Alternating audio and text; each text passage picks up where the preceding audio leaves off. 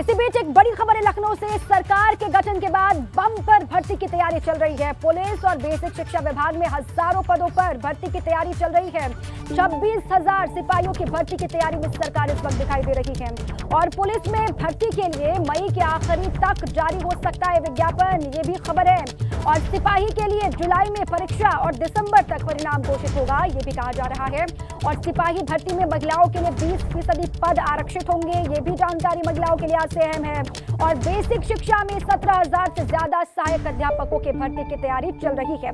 Basic शिक्षा विभाग में अभी है 50,000 से ज्यादा पद खाली। और बेसिक शिक्षा विभाग में चुनाव से पहले की गई थी भर्ती की घोषणा और आचार संहिता के चलते भर्ती प्रक्रिया को आगे बढ़ाया गया था। और अब देखिए सिलसिलेवार तरीके से पूरी तस्वीर साफ होगी। और देखिए इसी पर और जानकारियों के साथ मेरे साथ जुड़ रहे हैं लखनऊ से शैलेश अरोड़ा। सीधे शैलेश का ही रुख कर लेते हैं। शैलेश, देखिए भर्ती का मुद्दा, रोजगार का मसला, बेरोजगारी का मसला पिछले टेन्योर में कितना गूंजा और विपक्ष ने भी इसको कितनी तरीके से पुरजोर तरीके से मुद्दा उठाया, वो हम सब ने देखा। अब देखिए शपथ ग्रहण से पहले ये खबर अहम हो जाती है कि बम्पर भर्ती की तैयारी में सरकार दिखाई दे रही है इस बार। बिल्कुल, देखिए निश्चित रूप से योगी सरकार पार्ट 1 की अगर बात करते हैं तो उसमें भी रोजगार काफ़ी अहम मुद्दा रहा। एक तरफ सरकार जहां पर अपनी उपलब्धियों में गिनाती रही कि उसने करीब 5 लाख लोगों को सरकारी नौकरी दी, तो वहीं दूसरी ओर विपक्ष इन सरकारी नौकरियों के नाम पर ही, रोजगार के नाम पर ही सरकार पर हमलावर रहा।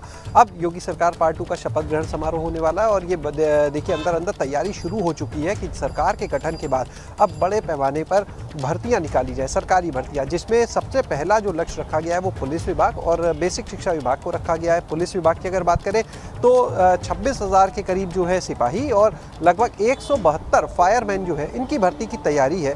और इसके लिए मई में विज्ञापन जारी करने की तैयारी, जिसके बाद क्योंकि देखिए प्रक्रिया लंबी, लिखित परीक्षा होगी, फिजिकल होगा, तो इन चीज़ों के बाद लगभग प्रक्रिया को पूरी करने के लिए जो लक्ष्य रखा गया वो दिसंबर तक का रखा गया है। दूसरी चीज़ अगर बात करें तो बेसिक शिक्षा विभाग में देखिए 17,000 पदों की एक भर्ती का ऐलान दिसंबर 2021 में कर दिया गया था, लेकिन उसके बाद में चुनाव की तारीखों का ऐलान हो गया, आचार संहिता लग गई, जिसके चलते वो भर्ती प्रक्रिया वहीं पर रोक दी गई थी। उसका आगे विज्ञापन जारी होने की कार्रवाई नहीं हो सकी थी। लेकिन अब उस भर्ती को आगे बढ़ाने की तैयारी है कि जैसी सरकार का गठन हो, मंत्रिमंडल का गठन हो, उसके बाद इस भर्ती को भी आगे बढ़ाया जाए। और देखिए ऐलान भले 17,000 पदों का था, लेकिन अब जो भर्ती आएगी उससे ज़्यादा पदों की भी हो सकती है। उसके पीछे की एक बड़ी वजह यह है कि बेसिक शिक्षा विभाग में लगभग 50 से 60,000 पद जो है वो शिक्षकों के खाली है, सहायक अध्यापकों के खाली है। ऐसे में सरकार एक बड़ी बम्पर भर्ती ला सकती है। और देखिए इससे जो मैसेज है वो साफ, एक तरफ देखिए रोजगार तो मिलेगा, दूसरी तरफ सरकार का ये मैसेज स्पष्ट हो जाएगा कि हम दोबारा जब सत्ता में आए तो एक बार फिर से हमारा जो फोकस है वो नौजवान है, वो रोजगार है,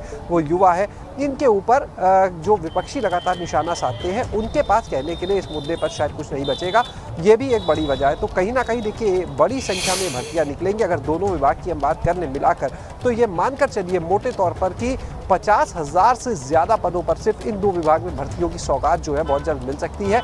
जो तस्वीर है और ज़्यादा वो मंत्रिमंडल के गठन के बाद साफ हो जाएगी, क्योंकि बहुत सारे उसमें देखिए जो नियम है, जो कंडीशंस हैं, उनको तय करना होगा। हालांकि अंदर अंदर देखिए सोर्सेज की माने अधिकारियों ने अपनी तैयारी पूरी कर ली है कि किस तरह से क्या प्रक्रिया रहेगी, लेकिन जब सरकार का गठन हो जाएगा, उसको सरकार तक ले जाया जाएगा, तो एक प्रक्रिया है, उसको पूरा फॉलो करने के बाद आगे इस पूरी भर्ती प्रक्रिया को बढ़ाने की तैयारी हो रही है।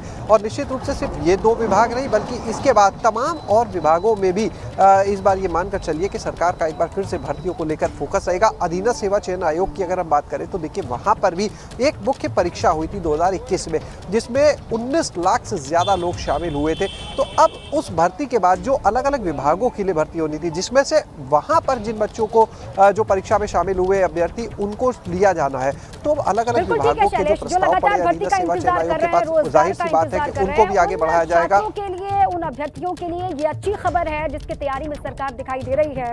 और पहले टेन्योर में जो तमाम सवाल खड़े किए गए, जो खामियां कहीं ना कहीं रही, जो कमियां रही, उनको भरने की कोशिश दूसरे कार्यकाल में जरूर की जाएगी और उसकी झलक शुरुआत से देखी भी जा रही है। बहुत शुक्रिया आपका शैलेश पूरी जानकारी के लिए।